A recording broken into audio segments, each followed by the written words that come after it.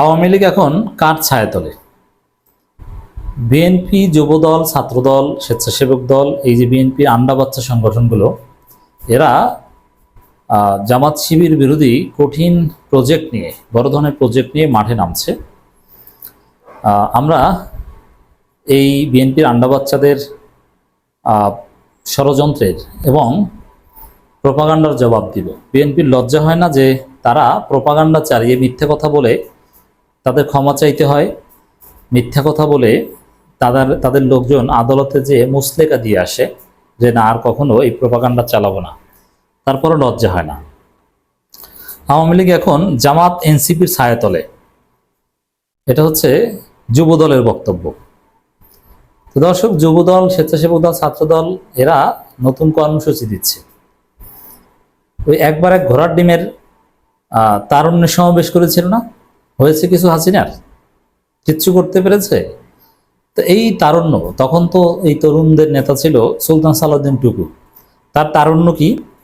পুলিশের বাঁশির শব্দ শুনে ওরে দৌড়, আপনাদের নিঃসন্দেহে মনে আছে। তা যারা পুলিশের বাঁশির শব্দ শুনে দৌড়ায়, যাদের বয়স 60+, যাদের চুল দাড়ি পেকে গেছে, তারা করে তারুণ্যের সেমিনার, তারা করবে তারুণ্যের কি হ্যাং ট্যাং। এটা হাস্যকর যে তরুণদের সাথে প্রতারণা। তরুণরা বিএনপি করে না, বিএনপির সাথে নেই, তরুণদের সাথে বিএনপির কোনো সম্পর্ক নেই। তো দর্শক,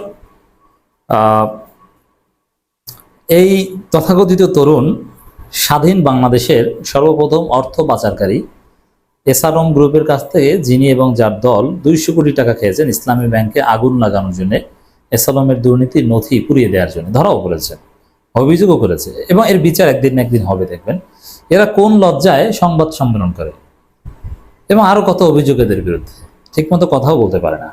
এটা বলছে আওয়ামী লীগ এখন জামাত এনসিপির ছায়াতলে।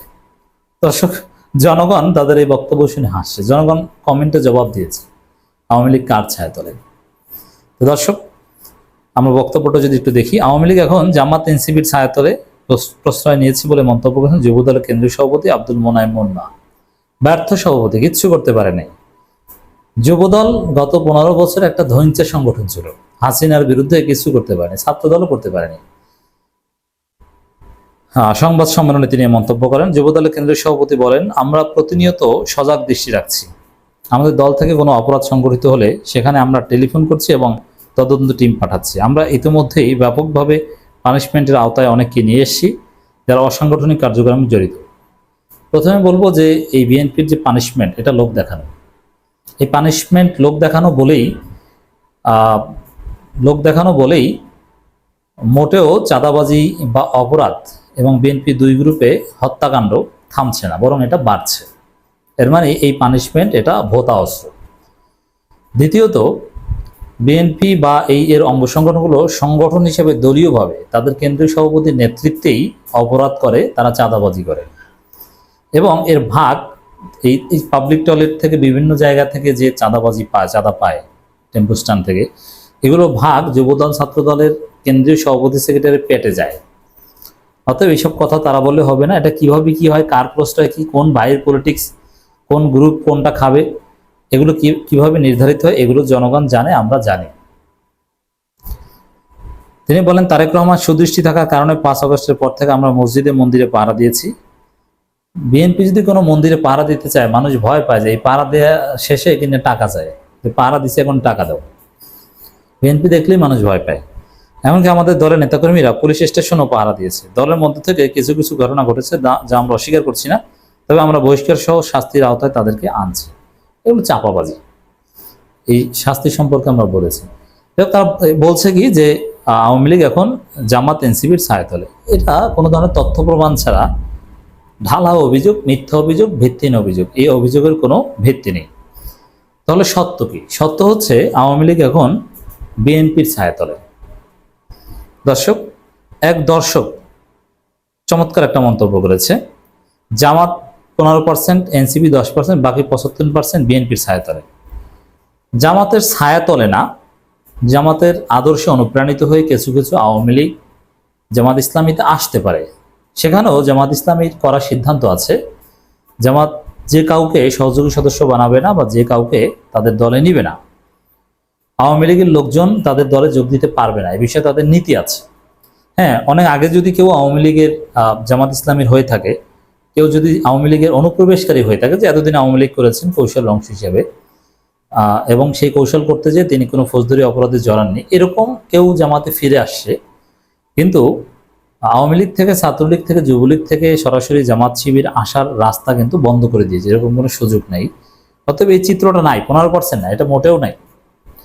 আপনি দুই একজন যেটা দেখেন, এই যে কুমিল্লায় যে এক আওয়ামী লীগ নেতা জামাতের কর্মী সমাবেশে, ওটা সে আগে থেকেই জামাতের প্রতি অনুরক্ত ছিল, কিন্তু এই পরিস্থিতির কারণে বা যেভাবে হোক না কেন সে আওয়ামী লীগ করেছে এতদিন, এখন আবার তার পুরনো জায়গায় ফিরে এসেছে এরকম। কিন্তু পিঠ বাঁচানোর জন্য কিংবা সুযোগ সুবিধা নেওয়ার জন্য সব জায়গায় আওয়ামী লীগ বিএনপি অটো সমঝোতা হয়েছে। যেমন পাবলিক টয়লেট থেকে শুরু করে বাস স্ট্যান্ড, টেম্পো স্ট্যান্ড, এসব জায়গায় যে খাওয়া খাওয়ি, এগুলোতে আওয়ামী লীগ এখনো বস আর বিএনপি হচ্ছে তাদের কর্মচারী। আগে বসও ছিল আওয়ামী লীগ, কর্মচারী ছিল আওয়ামী লীগ, আর এখন ওই জায়গাগুলো খায় জুট ব্যবসা আওয়ামী লীগের লোকজন হাতে আছে। বিএনপি এখন জাস্ট ওইটা মাঠে ময়দানে এটা এক্সারসাইজ করে বা কাজটা করে দেয়, এই হচ্ছে অবস্থা।